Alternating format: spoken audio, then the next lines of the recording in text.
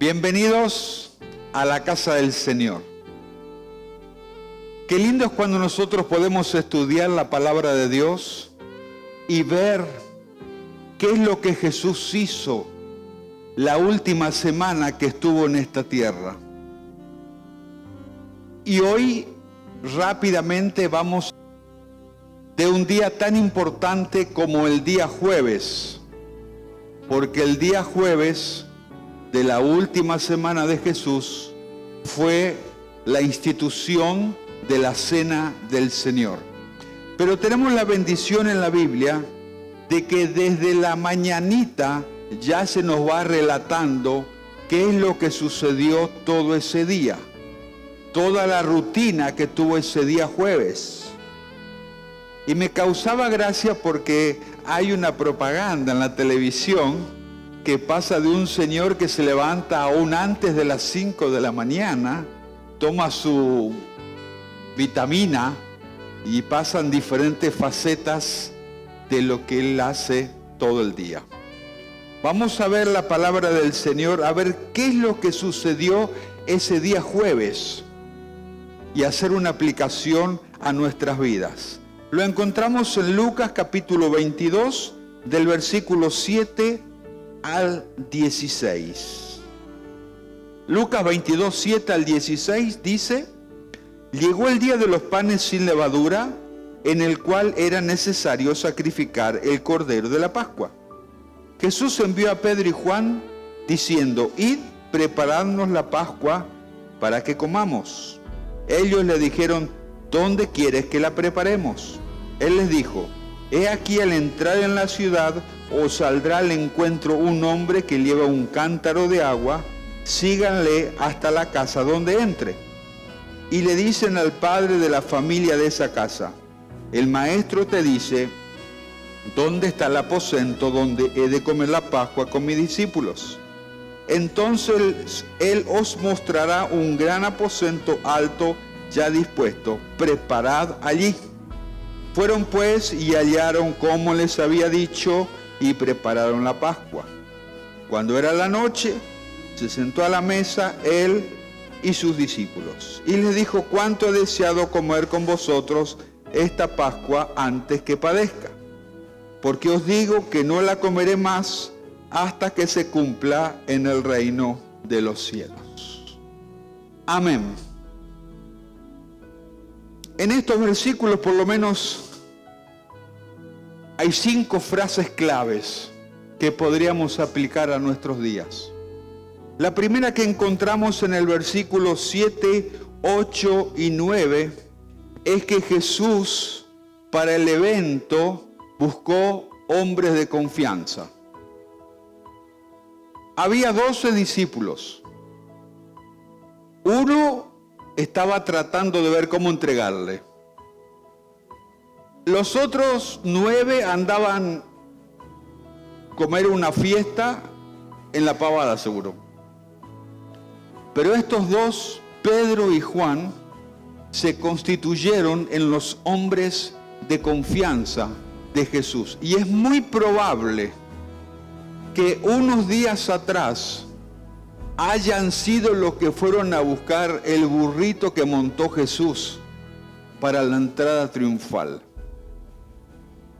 Jesús sí o sí tenía que celebrar esa noche la Pascua, porque de ahí iba a instituir la Cena del Señor. Y necesitaba hombres de confianza. No cualquiera podía hacer los preparativos que se necesitaban. Todos sabemos que la definición de confianza es dejar algo al cuidado de alguien. Seguridad. Saber que actuará en forma apropiada y consecuente. La Biblia Scofield dice que confianza es apoyarse, es creer, es encargar, es encomendar, es entregar. Y ellos tuvieron que preparar varias cosas. Y yo les voy a hacer la pregunta que yo me hice a mí. ¿Pusieron la mesa? Básicamente vamos a hablar de 4 elementos, pero hay muchos más, los cuales como yo no domino, no hablo. Pero la gente que domina algún día nos podría enseñar eso. Estaba el cordero asado. ¿Lo hicieron? ¿Lo mandaron a comprar? Había cordero al espiedo, como pollo al espiedo hay ahora. Había panes sin levadura. ¿Los hicieron? ¿Los mandaron a comprar? Había vino. ¿Lo fueron a comprar? Había hierbas amargas. ¿Las fueron a comprar? ¿Las tenían en el fondo de su casa, como la mayoría tenemos algunas plantaciones de remedios caseros? Todo esto prepararon en el día Pedro y Juan. Y tenía que ser una mesa perfecta y exacta. No cualquiera podía asumir esa responsabilidad. Y lo mismo ocurre en el reino de los cielos. Dios busca hombres y mujeres de confianza para delegar sus mejores responsabilidades. Jesús compró en la cruz del Calvario la salvación. Y ahora nosotros como iglesia somos responsables de difundirla. La confianza que nos dan genera oportunidades. Y esas oportunidades generan crecimiento, generan nuevos contactos. Y a veces hay hermanos que me dicen, a mí fulano de tal o fulana de tal no me tiene confianza. Las cosas del Señor son cosas sagradas, son cosas puntuales, son cosas santas, son cosas que se tienen que tomar con responsabilidad. Y muchas veces hay otros hermanos que te dicen así, a mí me dan confianza, pero me controlan mucho porque tengan miedo que defraude esa confianza.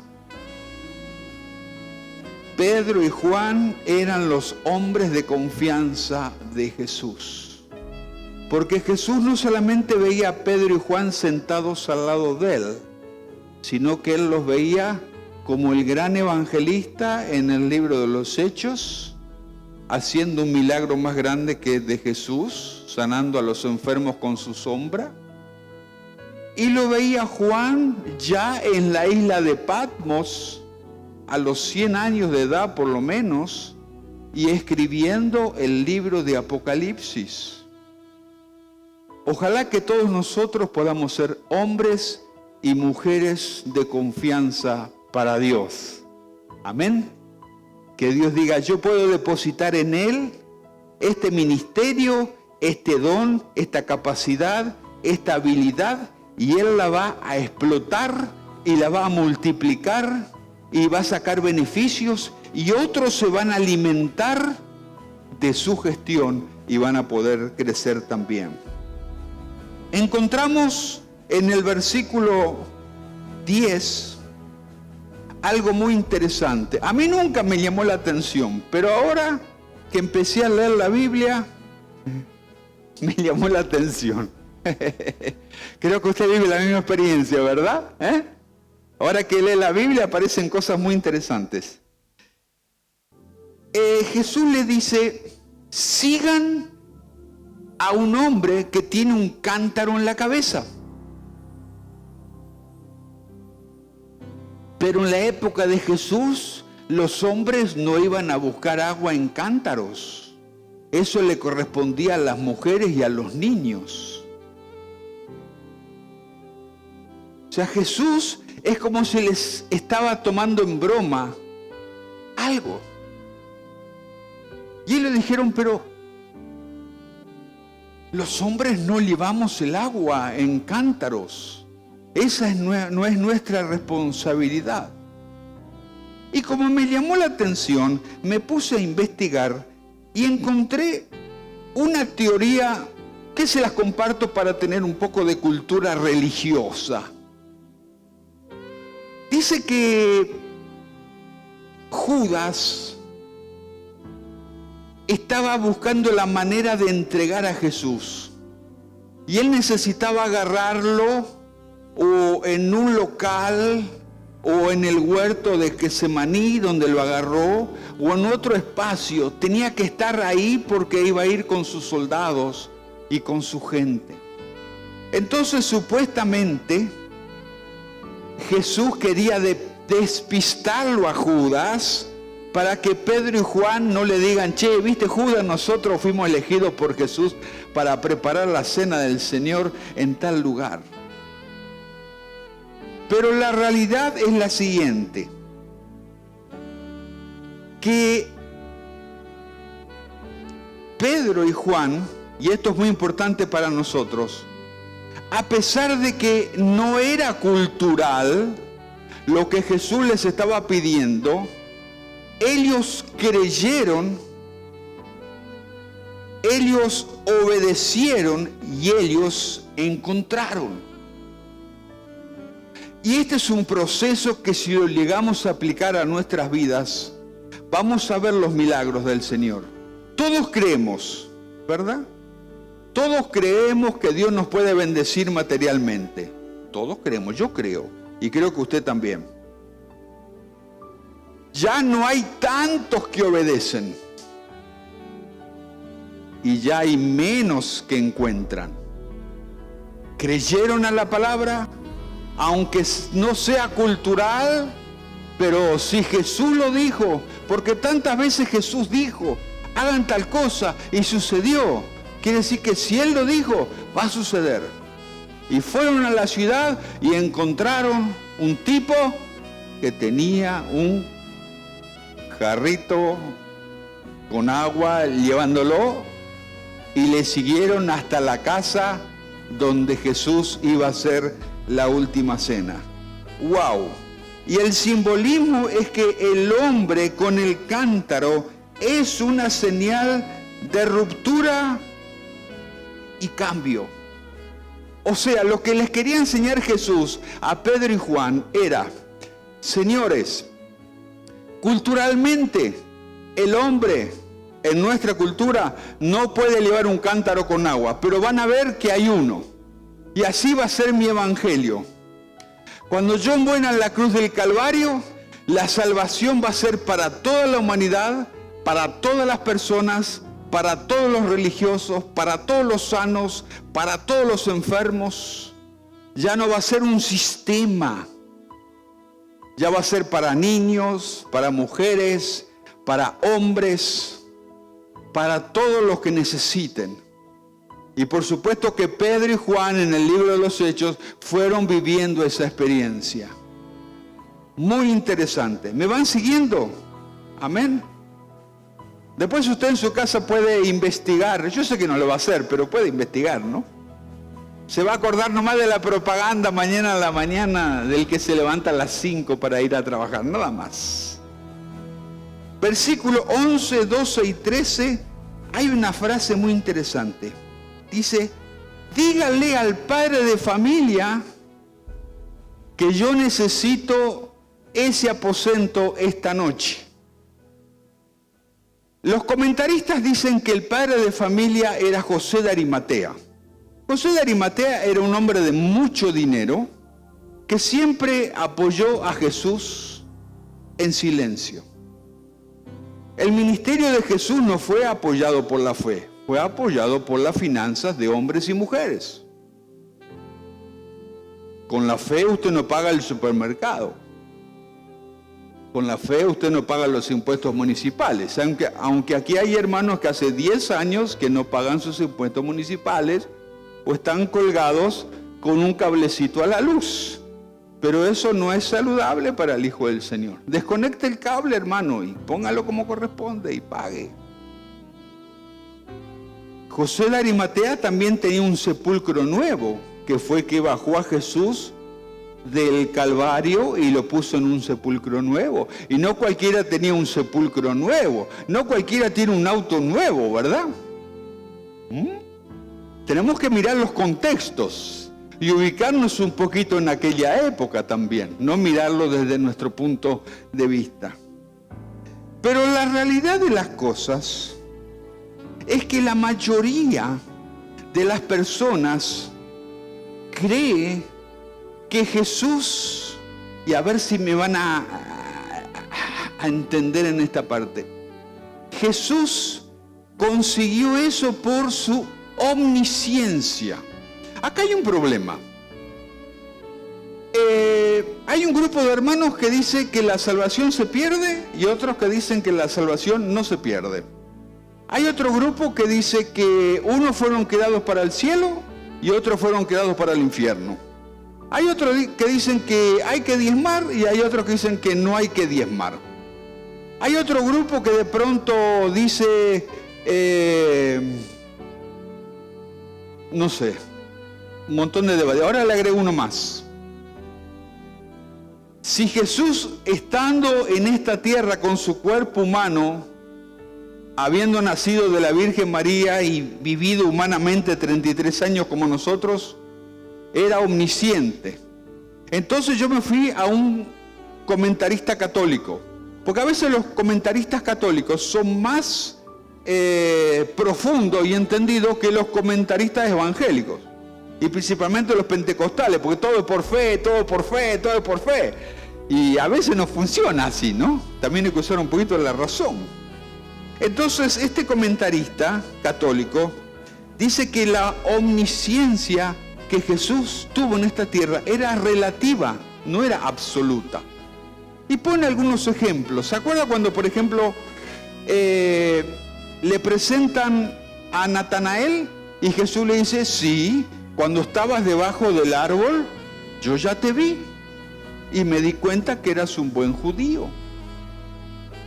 Otra vez Jesús dijo, no me fío de estas personas porque yo sé lo que ellos están pensando.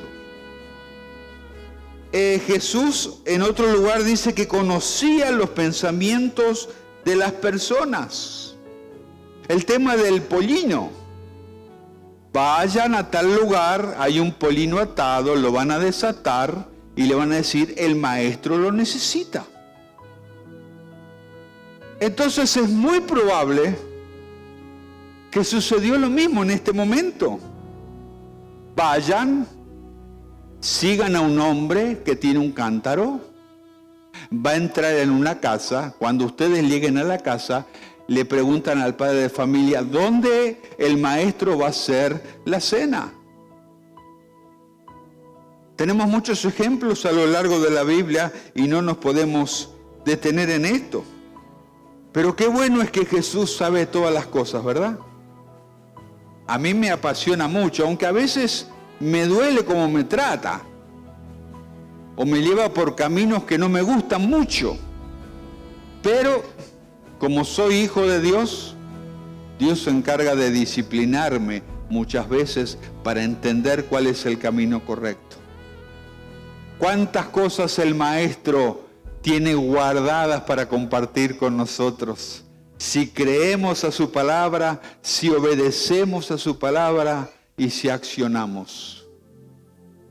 Yo tengo varios testimonios personales, pero no voy a robar tiempo en esta mañana, de cuántas cosas Dios hizo por mí o me dijo que haga, y cuando llegué al final, el milagro ya estaba hecho. Y si no lo hacía, me perdía esa hermosa oportunidad de disfrutar el milagro. Encontramos también en el capítulo 22, el versículo 14, dice, cuando era la hora, se sentó a la mesa él y los apóstoles. Y acá hay algo interesante. Bueno, tenemos la mesa preparada. Algún día alguien nos puede explicar mucho más las cosas que había en la mesa, ¿sí? Pero por lo menos estaba el cordero asado, el pan, el vino, las hierbas amargas. Pero también en la entrada había una palangana y una toalla. Porque en aquella época, como usaban sandalias, no usaban Nike como ahora, usaban sandalias. Cuando venían del camino y entraban a la casa, el mitaí o el de menor jerarquía se tenía que arrodillar, sentarle a la persona en un banquito y lavarle los pies, y después podía entrar a la casa. Entonces, cuando Pedro y Juan están viniendo a la mañana para limpiar el local y preparar las cosas, pensaron, bueno, Jesús se olvidó de contratar al muchachito, porque acá todos somos apóstoles, todos sanamos enfermos, echamos fuera el demonio, multiplicamos el pan. Hay que ser una locura lavar los pies. Era una costumbre, porque si usted, por ejemplo, lee en Génesis, va a ver que cuando unos ángeles vinieron a visitar a Abraham, Abraham le mandó a lavar los pies. Cuando unos familiares de José llegaron a Egipto, también se le mandó a lavar los pies. Y bueno, ¿quién va a hacer? Pusieron la palangana, pusieron la toalla. Y me gusta esta actitud de Jesús, porque Jesús a veces hay cosas que las deja pasar para ver cómo nosotros reaccionamos, ¿verdad? Eso nosotros, los padres sagaces, aplicamos muchas veces con nuestros hijos. Sabemos que se van a golpear, o que se van a indigestar, o que tal cosa, y si le decimos algo se van a enojar con nosotros. Entonces la dejamos pasar y la disfrutamos. Vemos tranquilo que van rumbo al golpe, ¿verdad? Si este se va a dar, se va a dar con todo.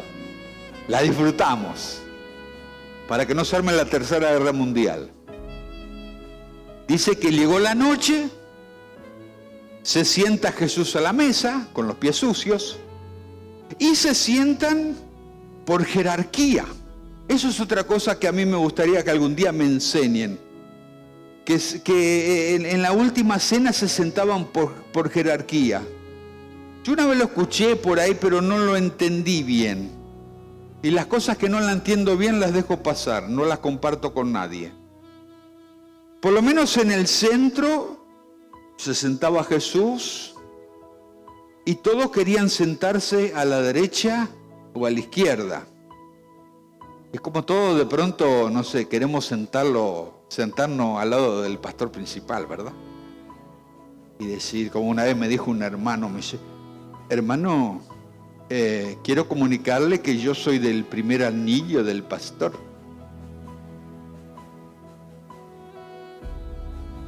Y a mí se me escapó. Ustedes saben que hay cosas que se me escapan y después pido perdón. Le digo, mira, vos no sos ni del primer anillo de Dios, vos. Pero en esta época existía. Sabemos que uno estaba sentado al lado de Jesús, que era Juan. ¿Sí? Pero del otro lado, y todos querían sentarse al lado de Jesús. Iban llegando, se iban sentando por jerarquías. Y los pies, el superior, según la cultura, no podían lavar al inferior. Y los iguales tampoco se podían lavar los pies. O sea, si Juan era apóstol y Pedro era apóstol, no se podían lavar los pies. Tenía que haber un inferior. Y todos se sentían al mismo nivel. Todos eran caciques. No había ningún indio, pero todos eran caciques. Y empezó la cena y todo con los pies sucios, hasta que de pronto se levantó Jesús. Y cuando yo aprendí que cuando se levanta Jesús, hasta el infierno tiembla. Me hubiese gustado filmar ese momento. Jesús lo habrá mirado a todos así y le dijo, ustedes venían peleando por el camino, ¿quién era el mayor? ¿Verdad? Venían discutiendo quién era el mayor. Y yo le voy a demostrar quién es el mayor. Y todos sabemos esa historia tan interesante, que Jesús lava los pies de sus discípulos. Bueno, vamos al último punto. ¿Entendemos hasta ahora de este pasaje qué pasó en el día? Más o menos vamos entendiendo. Hombres de confianza, sigan a un hombre que tiene un cántaro de agua en la cabeza, hablen con el padre de familia, aprendan a servir. Eso ya ocurrió en el momento de la cena. Y una palabra que a mí siempre me gustó mucho es el versículo 15, que dice: cuánto he deseado comer con vosotros esta Pascua antes que padezca, porque os digo que no la comeré más hasta que la cumpla en el reino de Dios. ¿Cuánto he deseado? ¿Por qué Jesús deseaba que ese jueves sea un jueves espectacular?